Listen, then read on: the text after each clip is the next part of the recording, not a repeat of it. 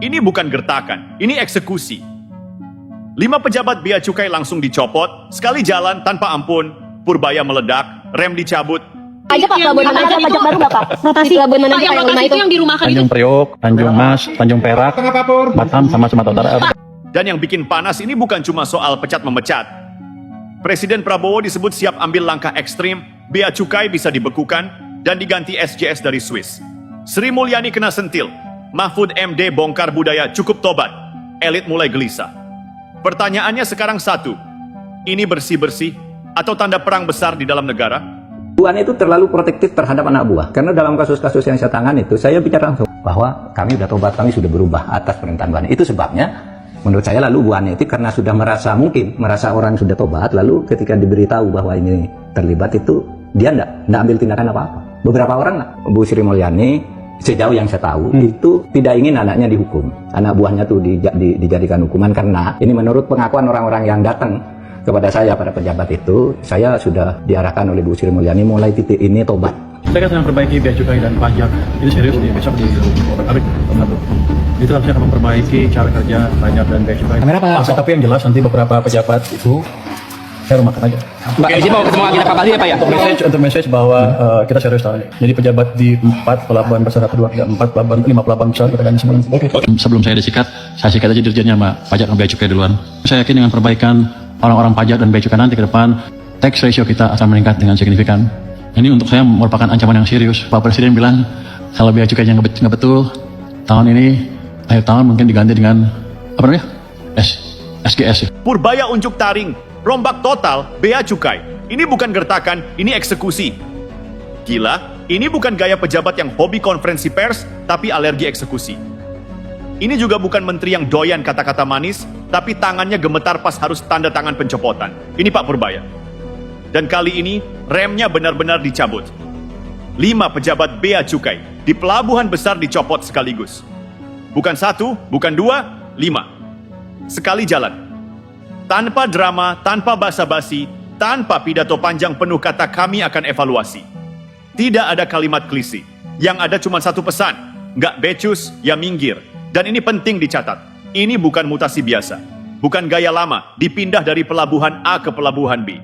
Lalu duduk manis sambil nunggu pensiun, ini shock terapi. Tamparan keras, tamparan basah, yang bunyinya kedengeran sampai ke lorong-lorong kantor pusat. Selama ini publik capek. Capek lihat pejabat yang salah tapi tetap aman. Capek dengar alasan masih proses internal. Capek lihat laporan numpuk tapi ujungnya nihil. Nah, Purbaya datang dengan satu pendekatan simpel, hasil atau keluar. Ini yang bikin publik kaget sekaligus puas. Akhirnya ada pejabat negara yang paham satu hal mendasar. Jabatan itu amanah, bukan asuransi. Dan yang bikin tambah panas, pencopotan ini terjadi di pelabuhan-pelabuhan besar. Tanjung Mas, Tanjung Perak, Batam, Papua, Sumatera Utara, ini bukan pos kecil.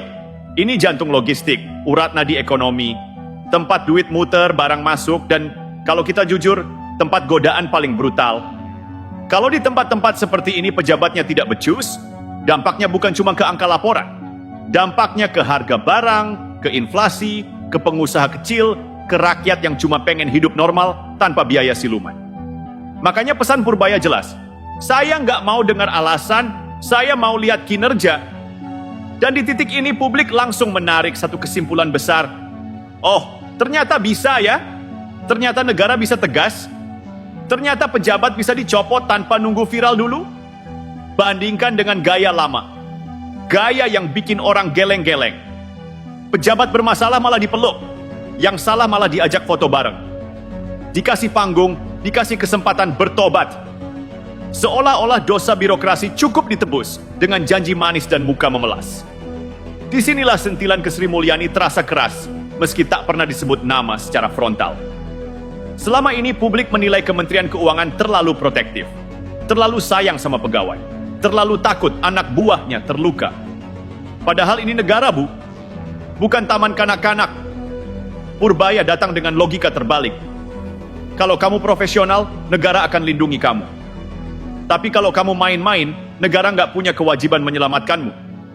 Dan yang bikin suasana makin panas, Purbaya tidak berhenti di pencopotan. Dia bicara santai sambil senyum, tapi isinya bikin banyak orang susah tidur. Katanya apa? Beberapa hari ke depan, kita evaluasi dari bawah sampai atas. Tergantung hasil. Dan tergantung doa mereka malam ini. Kalimat itu kedengarannya bercanda. Tapi semua orang di dalam tahu. Itu ancaman paling dingin yang pernah dilontarkan. Ini gaya yang jarang kita lihat. Bukan marah-marah di podium, bukan gebrak meja, tapi justru itu yang bikin ngeri. Karena orang yang tenang sambil megang palu biasanya lebih berbahaya daripada yang teriak-teriak tanpa keputusan. Lebih gila lagi, Purbaya bilang akan menarik pejabat dari Direktorat Pajak untuk mengisi posisi di Bea Cukai. Pesannya jelas dan agak nyelekit. Di sana masih lebih mending. Waduh, itu bukan cuma kritik, itu tamparan institusional. Bayangin jadi pejabat Bea Cukai, dengar kalimat itu. Rasanya kayak dikatain langsung di depan umum. Kalian kalah bersih sama tetangga. Dan publik ketawa pahit, tapi mengangguk. Karena yang mereka rasakan selama ini memang begitu. Urusan Bea Cukai ribet, bertele-tele, mahal, dan sering enggak masuk akal. Aturan berubah-ubah, barang ditahan tanpa kejelasan. Sementara di balik meja, hidup terasa baik-baik saja. Purbaya melihat ini bukan sebagai masalah kecil. Ini penyakit sistemik, penyakit lama yang dibiarkan terlalu lama. Dan setiap penyakit yang dibiarkan, ujungnya bukan sembuh, tapi metastasis. Makanya dia tidak mau tambal sulam. Dia pilih bongkar. Dan ini poin penting. Publik akhirnya melihat perbedaan antara pejabat yang sibuk jaga citra dengan pejabat yang sibuk beresin kerjaan. Yang satu takut disukai bawahan. Yang satu siap dibenci asal negara jalan. Dan di politik, pilihan kedua itu langka. Sangat langka. Karena biasanya pejabat lebih takut kehilangan tepuk tangan internal daripada kehilangan kepercayaan rakyat. Tapi Purbaya kelihatannya sudah sampai titik, kalau mau bersih, ya harus siap sendirian. Itulah kenapa pencopotan 5 pejabat ini jadi simbol. Bukan soal angka 5, tapi soal pesan, tidak ada yang kebal. Dan sejak hari itu satu kalimat mulai beredar di kalangan birokrasi. Zaman sudah berubah. Yang main aman bisa jadi justru paling berbahaya. Selama ini publik capek. Capek lihat pejabat yang salah tapi tetap aman. Capek dengar alasan masih proses internal. Capek lihat laporan numpuk tapi ujungnya nihil. Nah, Purbaya datang dengan satu pendekatan simpel, hasil atau keluar. Ini yang bikin publik kaget sekaligus puas. Akhirnya ada pejabat negara yang paham satu hal mendasar. Jabatan itu amanah, bukan asuransi. Dan yang bikin tambah panas, pencopotan ini terjadi di pelabuhan-pelabuhan besar. Tanjung Mas, Tanjung Perak, Batam, Papua, Sumatera Utara, ini bukan pos kecil. Ini jantung logistik, urat nadi ekonomi, tempat duit muter, barang masuk, dan kalau kita jujur, tempat godaan paling brutal. Kalau di tempat-tempat seperti ini pejabatnya tidak becus, dampaknya bukan cuma ke angka laporan. Dampaknya ke harga barang, ke inflasi, ke pengusaha kecil, ke rakyat yang cuma pengen hidup normal tanpa biaya siluman. Makanya pesan Purbaya jelas. Saya nggak mau dengar alasan, saya mau lihat kinerja. Dan di titik ini publik langsung menarik satu kesimpulan besar. Oh, ternyata bisa ya? Ternyata negara bisa tegas? Ternyata pejabat bisa dicopot tanpa nunggu viral dulu? Bandingkan dengan gaya lama. Gaya yang bikin orang geleng-geleng. Pejabat bermasalah malah dipeluk. Yang salah malah diajak foto bareng. Dikasih panggung, dikasih kesempatan bertobat. Seolah-olah dosa birokrasi cukup ditebus dengan janji manis dan muka memelas. Disinilah sentilan ke Sri Mulyani terasa keras, meski tak pernah disebut nama secara frontal. Selama ini publik menilai Kementerian Keuangan terlalu protektif, terlalu sayang sama pegawai, terlalu takut anak buahnya terluka. Padahal ini negara, Bu. Bukan taman kanak-kanak. Purbaya datang dengan logika terbalik. Kalau kamu profesional, negara akan lindungi kamu. Tapi kalau kamu main-main, negara nggak punya kewajiban menyelamatkanmu. Dan yang bikin suasana makin panas, Purbaya tidak berhenti di pencopotan. Dia bicara santai sambil senyum, tapi isinya bikin banyak orang susah tidur. Katanya apa? Beberapa hari ke depan, kita evaluasi dari bawah sampai atas. Tergantung hasil. Dan tergantung doa mereka malam ini. Kalimat itu kedengarannya bercanda. tapi semua orang di dalam tahu. Itu ancaman paling dingin yang pernah dilontarkan. Ini gaya yang jarang kita lihat. Bukan marah-marah di podium, bukan gebrak meja, tapi justru itu yang bikin ngeri. Karena orang yang tenang sambil megang palu biasanya lebih berbahaya daripada yang teriak-teriak tanpa keputusan. Lebih gila lagi, Purbaya bilang akan menarik pejabat dari Direktorat Pajak untuk mengisi posisi di Bea Cukai. Pesannya jelas dan agak nyelekit. Di sana masih lebih mending. Waduh, itu bukan cuma kritik, itu tamparan institusional. Bayangin jadi pejabat Bea Cukai, dengar kalimat itu. Rasanya kayak dikatain langsung di depan umum. Kalian kalah bersih sama tetangga. Dan publik ketawa pahit, tapi mengangguk. Karena yang mereka rasakan selama ini memang begitu. Urusan Bea Cukai ribet, bertele-tele, mahal, dan sering enggak masuk akal. Aturan berubah-ubah, barang ditahan tanpa kejelasan. Sementara di balik meja, hidup terasa baik-baik saja. Purbaya melihat ini bukan sebagai masalah kecil. Ini penyakit sistemik, penyakit lama yang dibiarkan terlalu lama. Dan setiap penyakit yang dibiarkan, ujungnya bukan sembuh, tapi metastasis.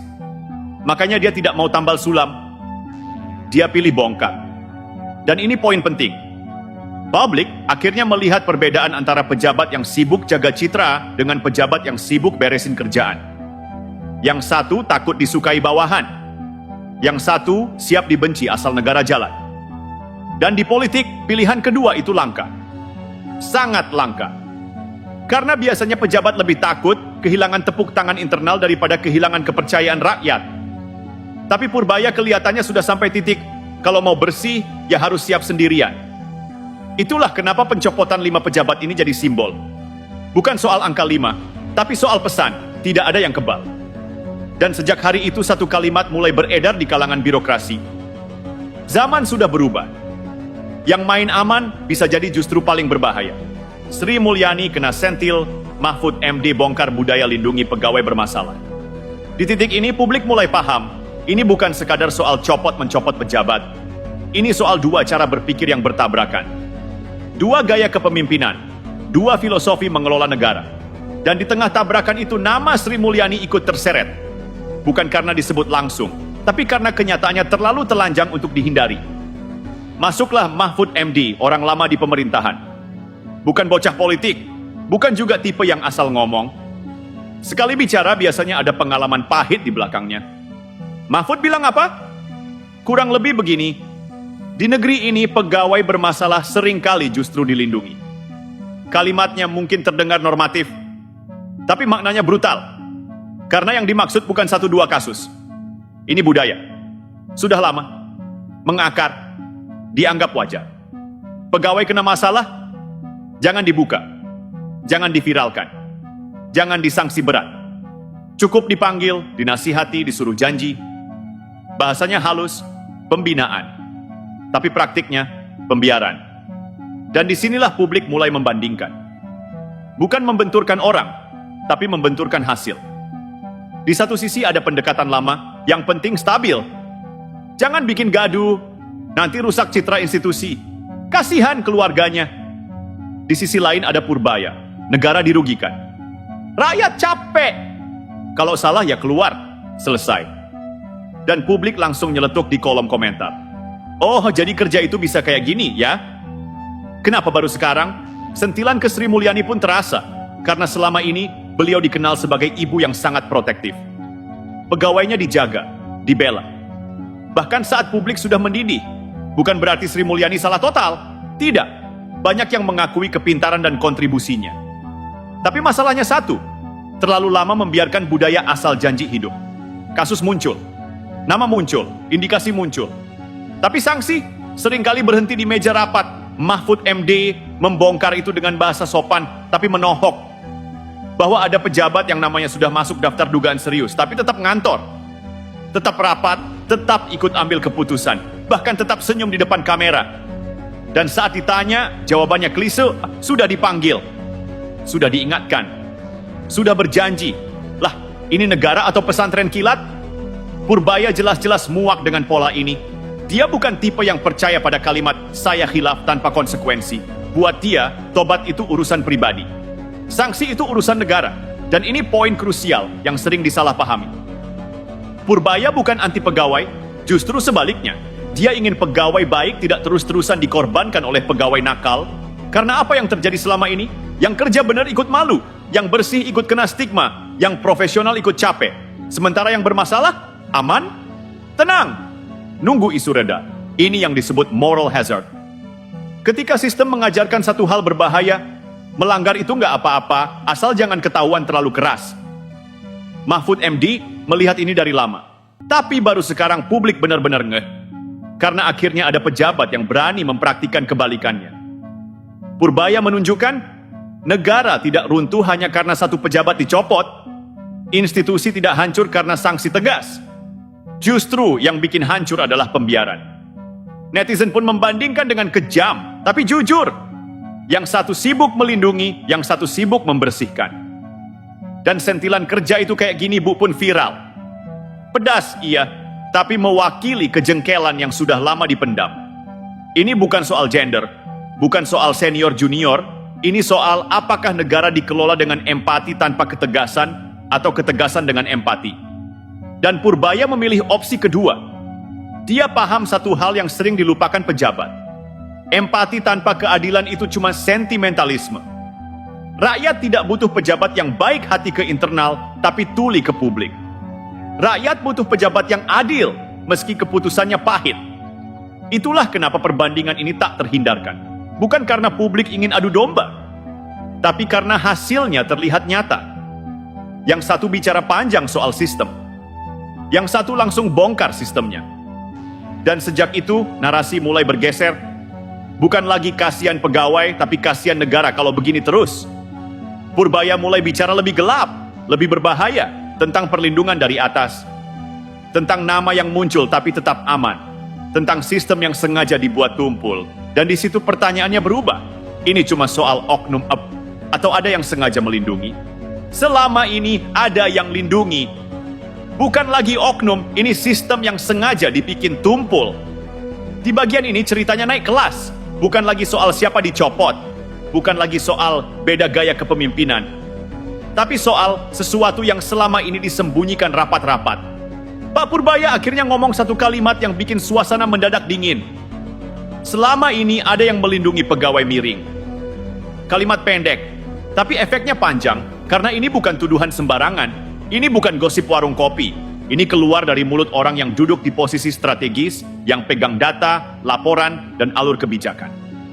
Dan sejak kalimat itu keluar, pertanyaannya berubah total. Bukan lagi siapa yang salah, tapi siapa yang melindungi. Selama ini publik selalu diarahkan ke kata oknum. Oknum bea cukai, oknum pajak, oknum pengawas. Padahal kalau jujur, oknum tidak bisa hidup lama tanpa sistem yang membiarkan. Dan Purbaya paham betul itu. Dia menyebut ada kasus di mana nama pejabat muncul dalam daftar dugaan pencucian uang, tapi orangnya tetap masuk kantor seperti biasa. Tetap ikut rapat. Tetap pegang kendali kebijakan. Seolah-olah tidak pernah terjadi apa-apa. Ini bukan cerita 1-2 hari, ini pola. Biasanya alurnya begini. Ada laporan, ada nama, ada bukti awal. Lalu, senyap. Bukan karena tak cukup bukti, tapi karena ada tangan yang menahan. Alasannya macam-macam. Belum inkrah, jangan gegabah, nanti diserang balik. Atasan belum setuju. Dan di titik ini, hukum berubah jadi karet. Ditarik sesuai kepentingan. Yang bikin miris, solusi yang dipakai seringkali absurd. Dipanggil tertutup. Diminta klarifikasi, disuruh janji. Lalu, dianggap selesai.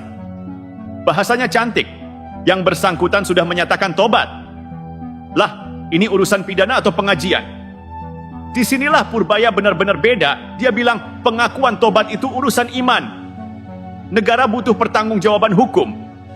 Kalau sistem hanya berhenti di janji tidak mengulangi, maka pelanggaran justru jadi murah. Risikonya kecil, untungnya besar.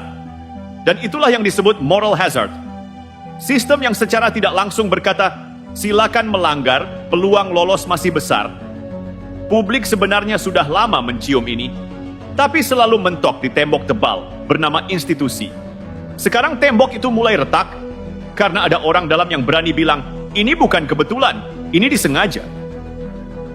Pertanyaan berikutnya tentu saja sensitif. Siapa pelindungnya? Orangnya atau sistemnya? Purbaya tidak menyebut nama, tapi petunjuknya jelas. Perlindungan itu datang dari atas. Dan ini yang bikin banyak orang di internal mulai gelisah. Karena selama ini ada keyakinan tak tertulis, asal punya backing, aman. Nah, Purbaya datang untuk memutus keyakinan itu. Makanya dia bilang terang-terangan, ke depan tidak akan ada perlindungan bagi pegawai nakal. Kalimat ini bukan ancaman kosong, karena publik sudah melihat buktinya. 5 pejabat dicopot, tanpa drama, tanpa kompromi. Pesannya sederhana tapi menusuk.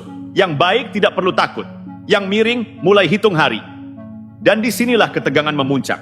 Karena kalau benar ada perlindungan sistemik selama ini, maka bersih-bersih ini tidak akan nyaman. Akan ada perlawanan, akan ada bisik-bisik, akan ada drama, akan ada upaya mengaburkan isu. Dan benar saja, mulai muncul suara-suara yang bilang, jangan rusak institusi. Jangan generalisasi. Kasihan pegawai lain. Padahal yang sedang dirusak itu bukan institusi, tapi budaya busuk di dalamnya. Purbaya tidak menutup mata soal dampak sosial, tapi dia lebih takut pada dampak ekonomi dan kepercayaan publik. Karena sekali rakyat tidak percaya, biaya membangunnya jauh lebih mahal daripada mencopot 1000 pejabat. Di titik ini, publik mulai sadar, ini bukan perang kecil, ini perang sistem. Dan setiap perang sistem selalu ada 2 kubu. Yang ingin berubah, yang ingin status quo. Yang kedua biasanya lebih berisik, lebih panik, lebih agresif, karena mereka tahu kalau sistem bersih mereka tamat. Makanya isu ancaman terhadap Purbaya mulai beredar.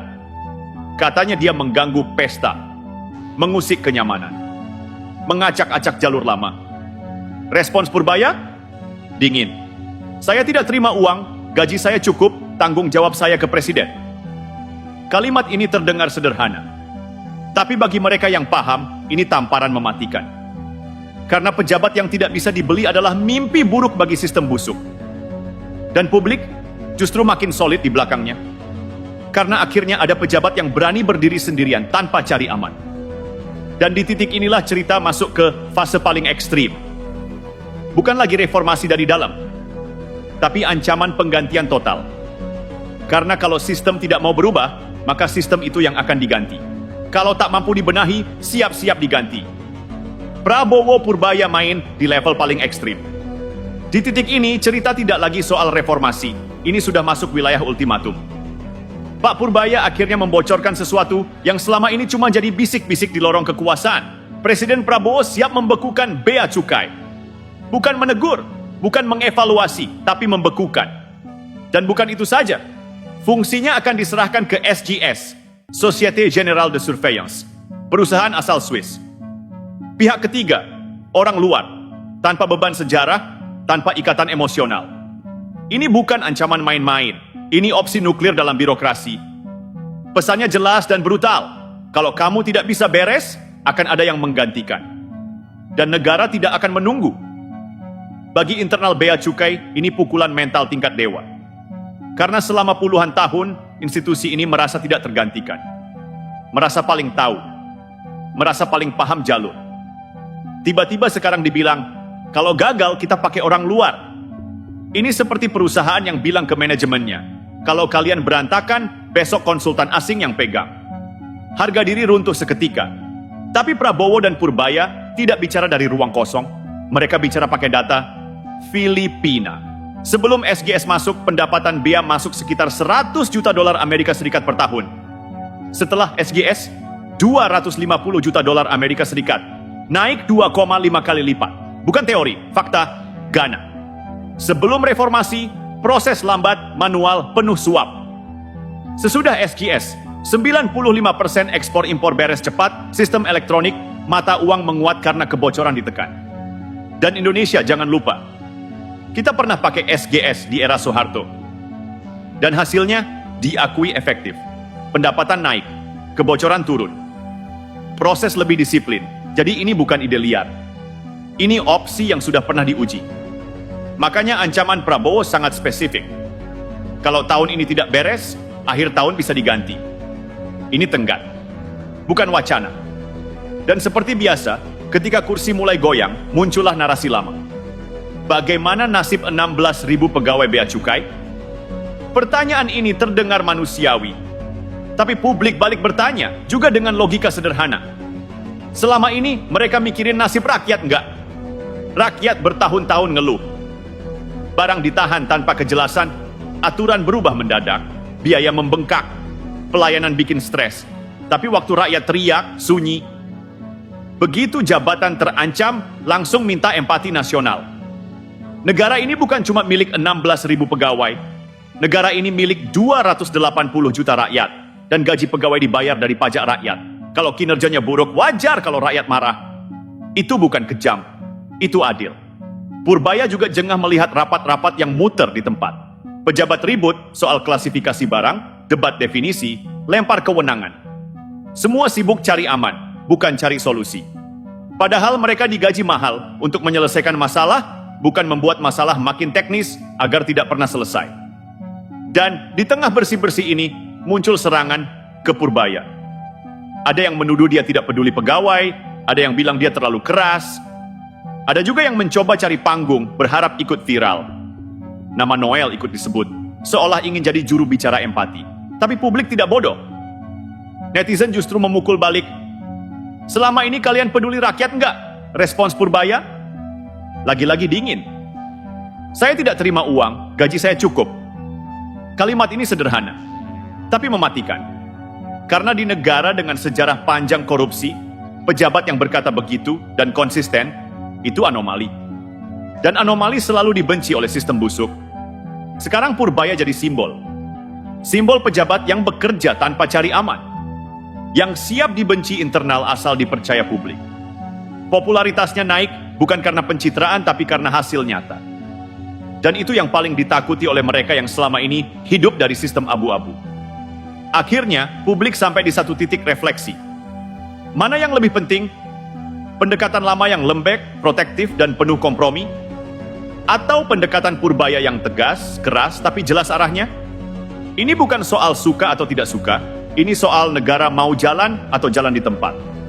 Dan pesan terakhirnya jelas, yang bersih tidak perlu teriak, yang bekerja tidak perlu banyak alasan, dan yang mengganggu negara cepat atau lambat akan tersingkir.